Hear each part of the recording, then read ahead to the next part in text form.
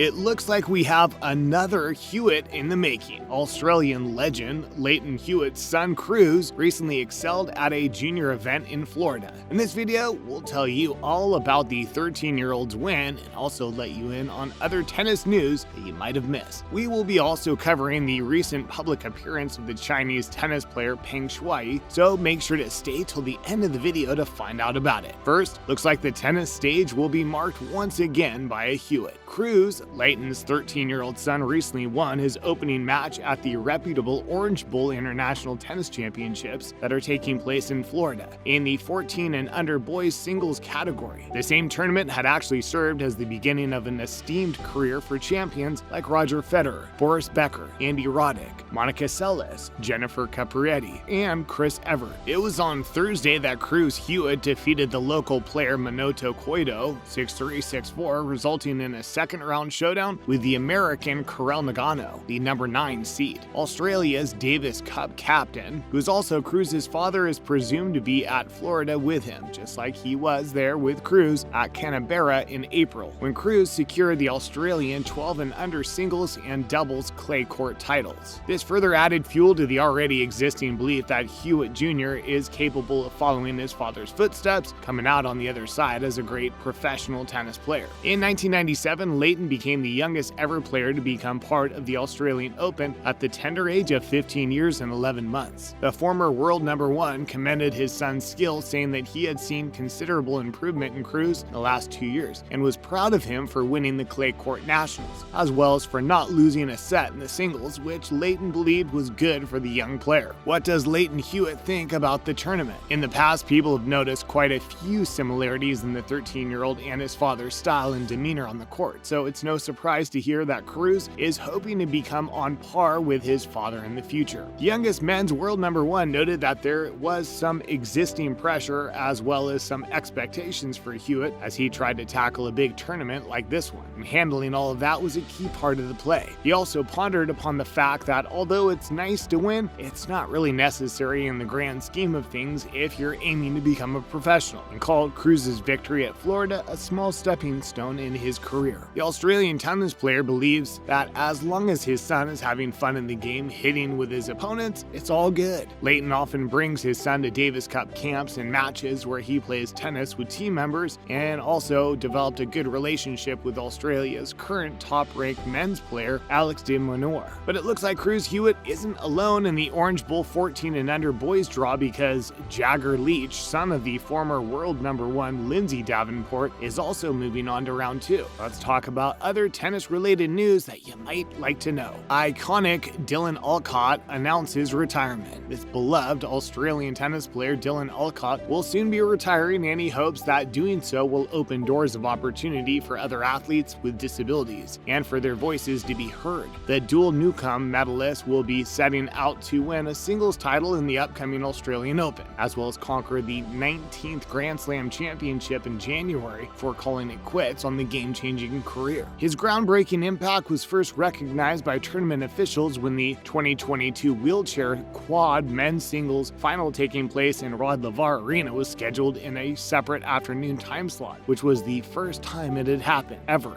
Alcott was asked if he feels that going away will take out the spotlight from wheelchair tennis, but it seemed like that was the last thing on the 31-year-old's mind, who felt that his presence was almost unnecessary at the Paralympics due to the vigor of his teammates. He acknowledged their spark and eloquence and pondered upon the fact that they had never been in the same position as him or Kurt Fearney, for example. In terms of having the power of being listened to, he also said that he was not that special, and there were many great tennis players that deserved the same attention as him, such as the Hall of Famers Danny DiToro and David Hall. Alcott ponders over life after retirement. The Golden Slam winner was grateful for being among the breakout athletes, but had no doubt that athletes who work hard will also get their moment. Tennis player's extroverted and relatable personality contributed to his well-known profile in the world of athletes, apart from his distinctive achievements on the court. When asked whether he would like to host the Dylan Show, Dylan revealed he is not too keen on on that idea.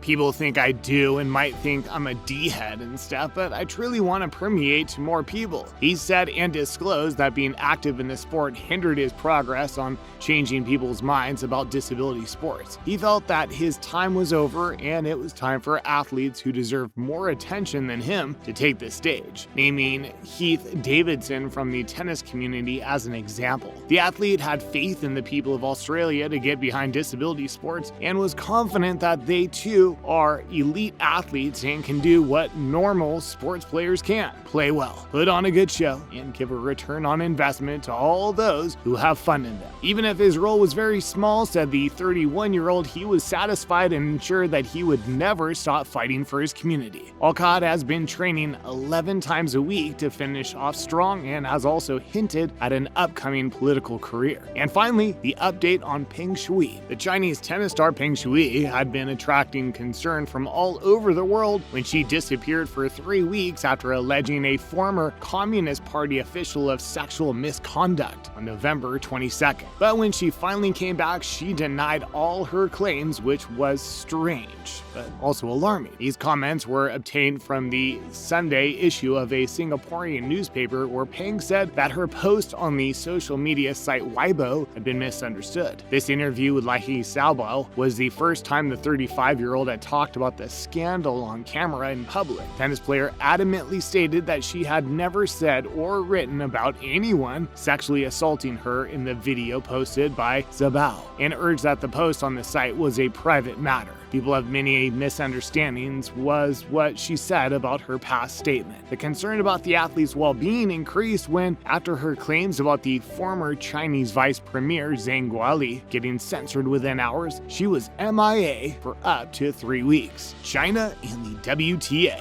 In solidarity with Peng, the Women's Tennis Association WTA had threatened to suspend tournaments in China earlier this month due to mistreatment of Peng and also in regards to the safety of other players. They still continue to call for an investigation into the matter despite her public appearances, and said that although it was good to see Shui out and about, they were still very concerned about her well-being and wanted to communicate with her directly, sans her censorship or coercion. They refused to back down until a full, fair, and transparent investigation was done into her allegations. China has so far not commented directly on Peng's allegations, but after WTA's move to adjourn any tournaments in China, the country said that it opposes the politicization of sports. Zhang has also not commented on the matter. The Winter Olympic Games are scheduled to take place in the communist country's capital in the month of February, which may be why the discussion about the scandal is heavily censored. Peng assures the tennis world. In the video posted by Lian Xiaobao, Peng Shuai assured that the letter was written to the WTA head last month was actually penned by her, and that's the letter's English translation posted by the Chinese state media was correct. About the message where the Chinese tennis star took back allegations of sexual assault, Simon had said that he had a hard time believing its authenticity. Peng told Xiaobao, however, it was legitimate and written entirely of my own free will.